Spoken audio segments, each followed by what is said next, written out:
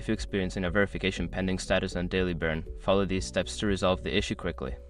Step 1. Check your email. Ensure that you have received a verification email from Daily Burn. Look in your inbox and spam folder for any messages that may require your attention. Step 2. Resend verification email. If you cannot find the verification email, go to the Daily Burn website and look for the option to resend the verification email. Click on it and wait for the new email to arrive. Step 3. Verify your account. Once you receive the email, open it and click on the verification link provided. This action should confirm your account and remove the verification pending status. Step 4. Clear cache and cookies. Secure your accounts before moving on.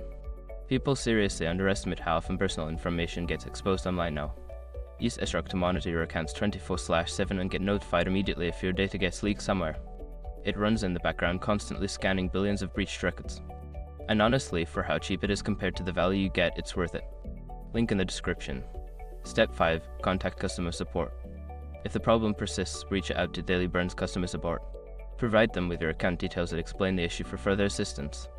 Following these steps should help you resolve the verification pending issue on Daily Burn. If you continue to have problems, don't hesitate to seek help from the support team.